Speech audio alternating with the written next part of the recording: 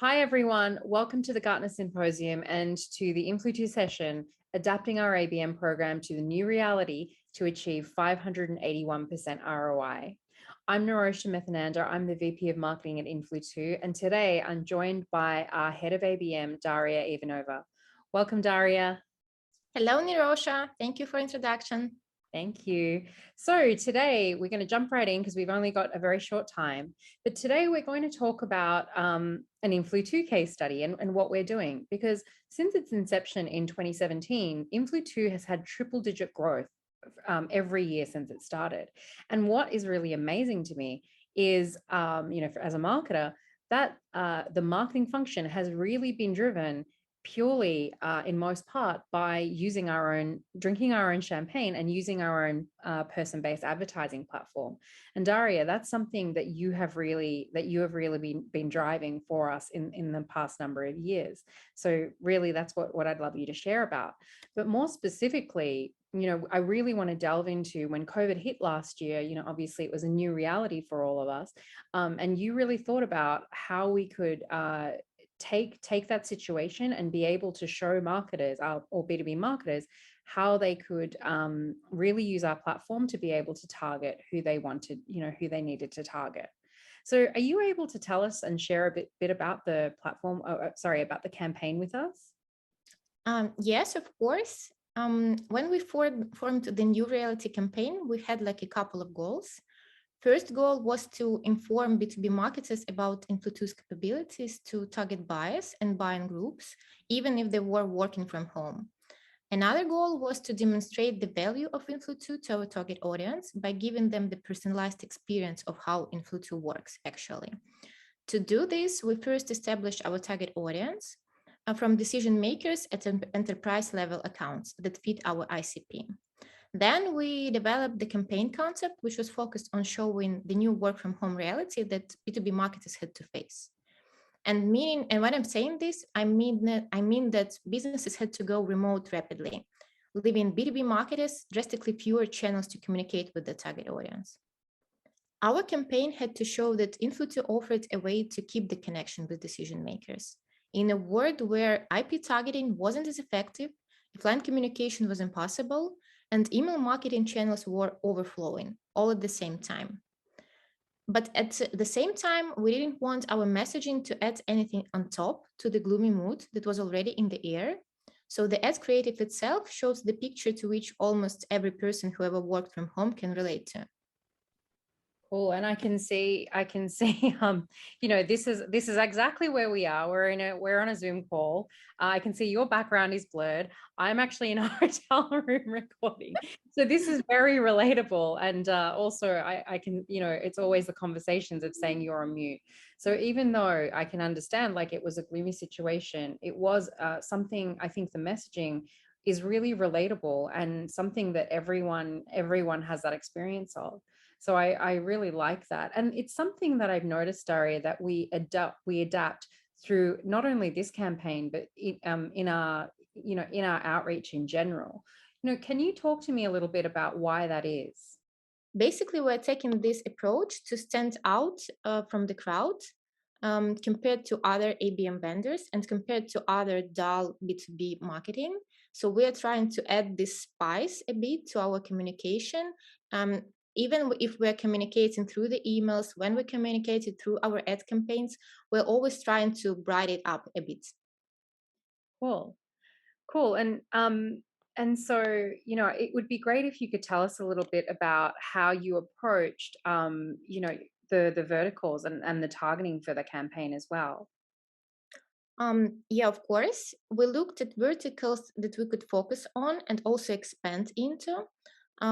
Mostly we were looking for the verticals that would be challenged in reaching their audience due to COVID.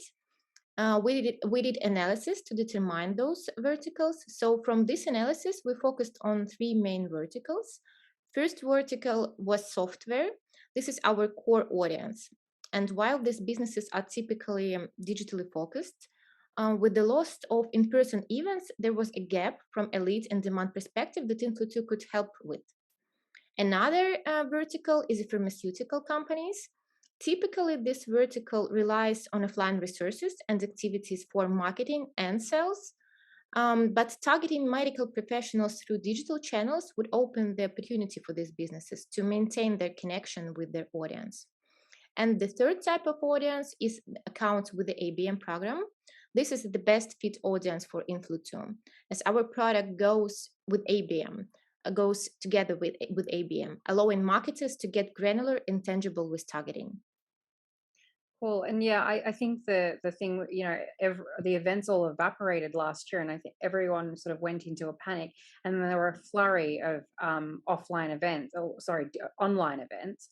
And I think one of the things that helps is, when you hit people with emails and email invitations, it's not always the most effective. So I guess being able to, bridge the gap with some of the advertising and outreach from that perspective really supports that message. And I'm imagining that's what you were seeing as well during that time. Yeah, of course. That's basically what our product does. Like we will able to compensate all the offline channels that wasn't available at the time. It would be really good to understand, okay, well, what was the approach for the campaign? Because I think it took a little bit of a different approach than just being, typically when you look at advertising, it's only top of funnel, and it's really just to drive in the top of funnel leads. But what I really like about this approach is, you're supporting all the way through from the top of the funnel, middle of the funnel, and bottom of the funnel. Can you talk us through that a little bit? Basically, the campaign itself was executed across three different stages. First stage was when we set up the tofu ads campaign for a selected audience to reach them via display and social media advertising. And since Influ2 allows you to track the engagement for each contact individually, information about every target who engaged with our landing page was passed to our SDR team for outreach. They researched both the company and key decision makers and crafted personalized sequences. These sequences consisted of a variety of content, primarily delivered through emails.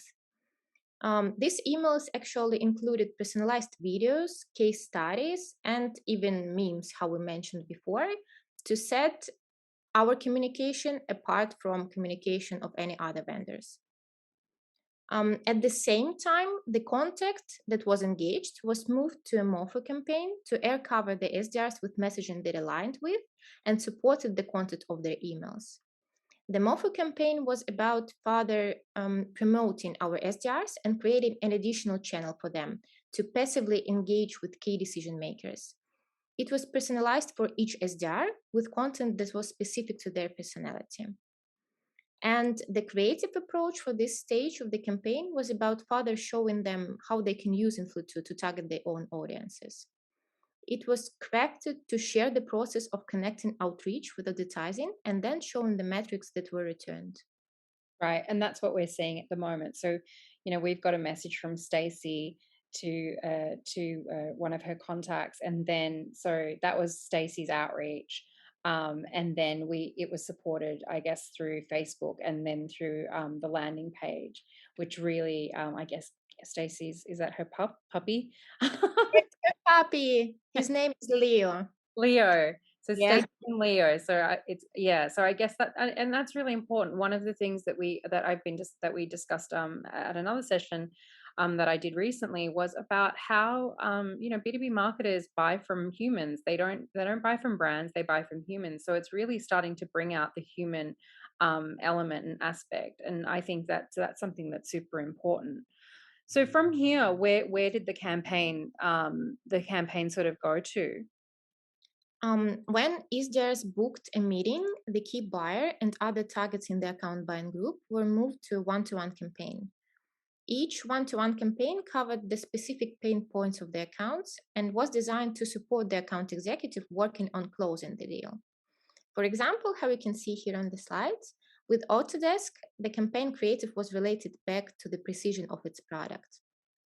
It was highly customized approach to understand what Autodesk does, what solutions they're using, and then pull together something that would both catch their attention and communicate how Influ2 could help them. The T-Rex on this ad creative was used on their website to illustrate the output from using Autodesk products. So using their own example, we altered this to create the connection between the quality of the product and the quality of the current targeting through another vendor. I absolutely think this is amazing because really what you're doing is you're going to a level of detail and granularity to really understand who this customer is, what their pain points are, and then tying it back. How long does this sort of process take, and how much time and resource and effort do you put into this at this stage? Yeah, that actually takes a lot of time. The research part is the biggest part that takes a lot of time, like compared to anything else. But when you have the clear understanding of what account does, you will be able to come up with some creative idea to promote your products. So, like, I think that the biggest part of the time that goes into creating this campaign is the time that goes to research. How closely do you work with the AEs in being able to understand the pain points from their perspective in terms of the conversations they're having? Yeah, IEs always could provide some meaningful insights that we can use creating the campaigns. So we spent a lot of time communicating with each other. Obviously, during this process, having access to the AEs and having an understanding of what their conversations are with customers is super important. What's that relationship like in terms of how you work with the AEs to understand those pain points and get those insights? Yeah, we have to communicate constantly to get meaningful insights from IEs, and that's what they do. And we're really grateful for their support, because sometimes you can come up with the idea for the campaign just by talking with IE for 5 minutes. It all it takes. Wow, that's really insightful. You know,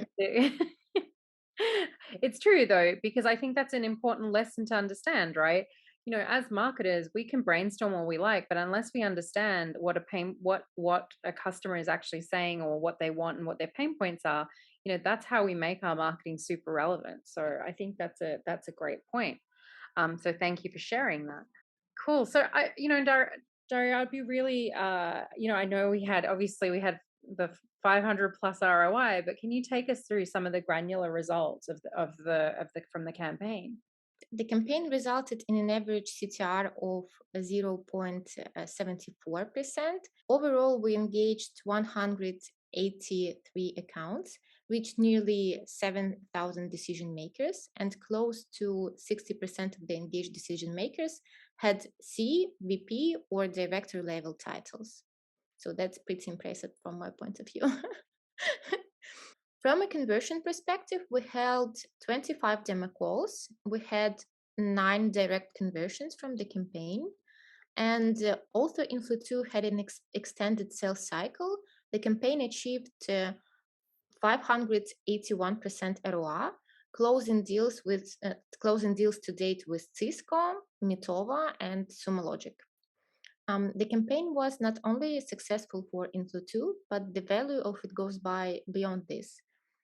It illustrated how Influ2 can be used for cohesive marketing and sales orchestration by different ways. For example, working together to determine target accounts, delivering relevant marketing messages through the funnel in support of sales, and engaging key decision makers and influencing the broader buying group. Daria, those are amazing results, even if I don't say so ourselves.